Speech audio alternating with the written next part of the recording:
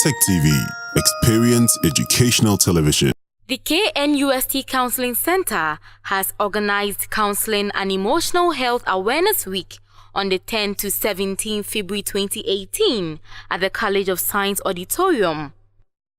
The opening session started with the arrival and registration of participants. Reverend Father Stephen Jantwa said the opening prayer. So, and we are indeed grateful to you for all that. If we are alive today, if we are in sound mind and body, it's not because of anything of ours and their generosity of time to be among us. We thank the students, we thank the guests who are also present among us. Dr. Sister Frances Emily Owusu-Ansah gave the welcome address. Thank you.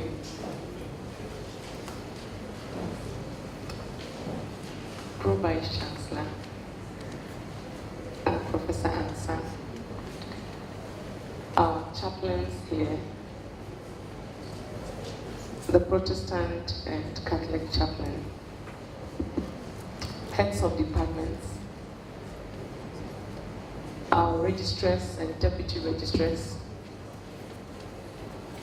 and help both staff and students to develop holistically, to benefit from their experience at the university, and also to maximize their potentials as human beings.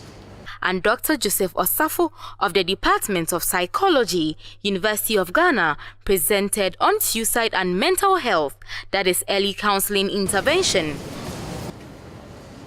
Mr. Vice Chancellor, Pro-Vice Chancellor, heads of various colleges, departments, centers and institutions at KNUST, and other invited educational institutions that are presently seated, ladies and gentlemen, and all other protocols observed.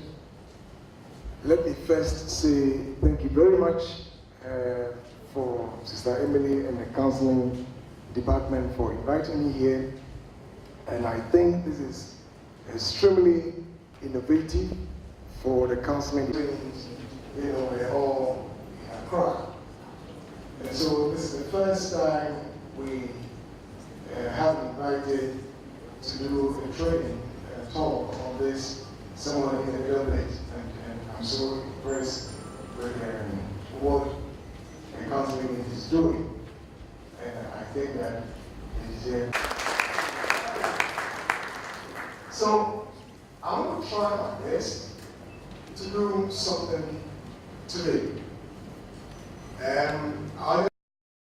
Students were given the opportunity to ask questions. He has been filled, and the procedures are such that he can build or he has been filled.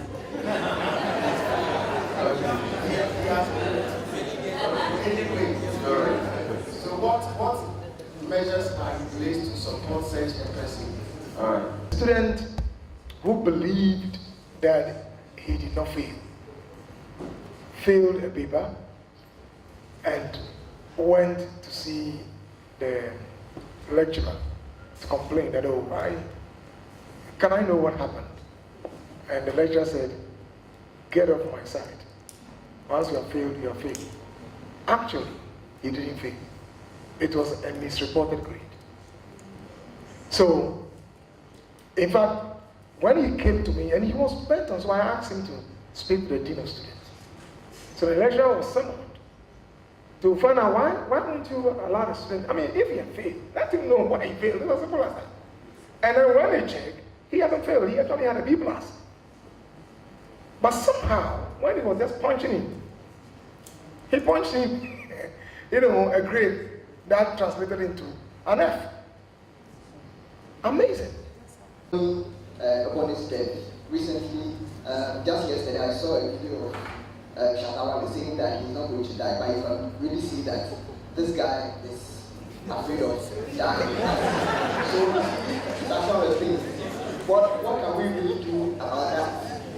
Because he may not be the only one. There are other people other artists that may, they may profess on their life that they are about to die.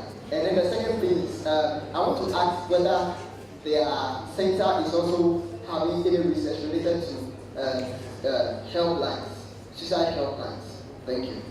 And if someone is suicidal, and you are not careful about how, maybe you really want to help this person, but the way you express your help would encourage the person to go and commit suicide. So I want to know if there are things in your presentation, you said some of the things that we are not supposed to say, like somebody says, I want to die, and you say, oh, are you crazy?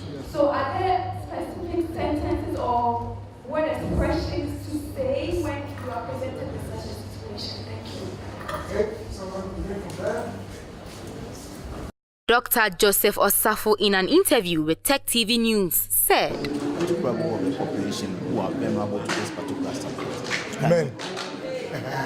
So, I mean, from all indication, and this is not just Ghana, generally, especially in low and middle income countries, although the ratio of men against women in terms of who is suicidal, the gap is bridging or narrowing. We're seeing that men are at risk. And the reason is that men are quite lethal. They use lethal methods. They will use a gun, a machete. They will use something that can easily kill them. So men are actually at risk. And we have data to support that in Ghana. We know that in richer countries, the ratio is 3:1. Men are at risk than women. But we also saying that in low and middle income countries, if you take it bulk together, the difference wouldn't be that, big. But if you are extracting and moving country by country, you will see that there's a difference. So in Ghana, for example, our data clearly shows that if you are a young man, any age from 29 through to about 45, thereabout, you are suicidal. In fact, even elderly men now are at risk. They are suicidal. So yes, they are suicidal. But not only elderly people or men. We've also seen that young people between the ages of 15 and 29 in Ghana, particularly the age between 15 and about 24 in Ghana, most of them will be in school. Some will be in JHS through to the university. They are at risk. And as I showed, several factors account for that. If you look at the individual factors, when people have academic problems in schools, they may have suicidal crisis. When they are hopeless in school, they may have suicidal crisis. When, for example, they are anxious and they are depressed, they may have suicidal crisis. But beyond the individual factors are what we call social structural factors: poverty, parental problems, abuse in home, and like I said, we're already beginning to see a marginal rise or increase in sexual abuse. We are seeing fathers in Ghana now sleeping with their own daughters. And these girls go out to school, they tell them, if you tell anybody, I'll kill you. So they get so distressed, they are traumatized, and one of the outcomes of such trauma is suicidal crisis. So really, we have to address this issue in Ghana. Dr. Sister Frances Emily Owusu-Ansah also interacted with TEK TV News. Can we know your name and the reason why you organized this particular program for this week? Okay. My name is Sister Emily Owusu-Ansah. The KNUST-TEK Counseling Center, just by way of correction, it's not a counseling unit. We have been established to promote students' mental health well-being, not just for students, but also for staff as well. So we undertake several psychoeducational programs. In every semester, we have some program that we organize. Some semesters, we have programs on identifying students in distress, study skills, how to handle depression, anxiety, and any other related topic. But this year, we decided to organize an entire week of counseling and emotional health promotion program, etc., awareness. And the reason is that we observed in the last academic year, that some of our students had committed suicide. There have been 2 occurrences of suicide in the last academic year, and other emotional related presentations that we see at the counseling center. So we figured we can do an entire week of sensitization and awareness creation, and hopefully through that sensitize the students about our presence as a center, so they know the services are available, and also the staff also, so the staff can also help us with identifying students who are in distress and make early referrals, for a quicker intervention. So that's basically why we organized this for this year.